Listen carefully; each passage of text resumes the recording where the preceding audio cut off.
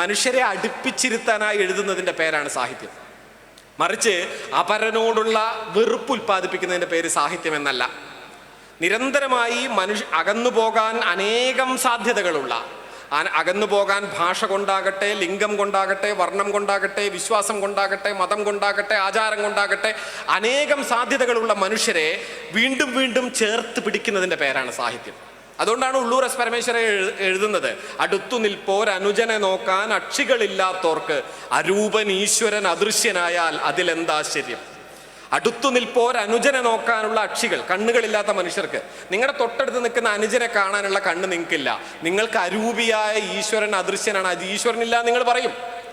കാരണം ഈശ്വരനില്ല എന്ന എളുപ്പത്തിൽ നിങ്ങൾക്കൊരു ഉത്തരത്തിലെത്താൻ കഴിയുന്നത് നിങ്ങൾക്ക് അടുത്ത് നിൽക്കുന്ന അനുജനെ തന്നെ കാണാനുള്ള കണ്ണില്ല എന്നതുകൊണ്ടാണ്.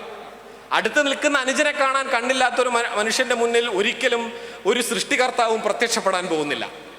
അതാണ് നിങ്ങൾ തന്നെ പറയാറുണ്ടല്ലോ, എത്ര നേരം എത്ര കൃത്യമായി നിസ്കരിക്കുന്നു, എത്ര കൃത്യമായി പഞ്ചസ്തംഭങ്ങൾ മുഴുവൻ അനുഷ്ഠിക്കപ്പെട്ടിട്ടുണ്ട് എന്നതുകൊണ്ട് മാത്രം ഒരാൾ ഇസ്ലാമായി തീരുമോ എന്ന ചോദ്യത്തിനുള്ള ഏറ്റവും പ്രധാനപ്പെട്ട ഉത്തരമുണ്ടല്ലോ, നിങ്ങളുടെ ഉത്തരം നമുക്കെല്ലാവർക്കും അറിയാം. അതുമാത്രമല്ല ഒരാൾ ഇസ്ലാമായി തീരുന്നതിൻ്റെ പിന്നിലെ കാര്യമെന്ന് പറയുന്നത്, അതിനകത്ത് ധാർമ്മികമായൊരു ജീവിതമുണ്ട്, പരസ്പരമുള്ള സാഹോദര്യത്തിൻ്റെ സ്നേഹമുണ്ട്.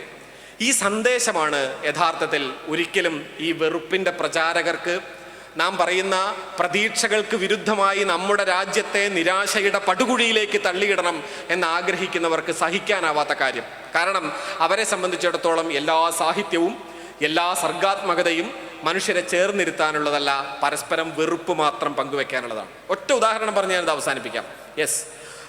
വെറും 2 മിനിറ്റുകൾ. സവർക്കറെ കുറിച്ച് നമ്മൾ അനേകം കേട്ടിട്ടുണ്ടാവും. സവർക്കർ എഴുതിയ ഒരൊറ്റ നോവലാണ്, പ്രസിദ്ധമായ നോവൽ.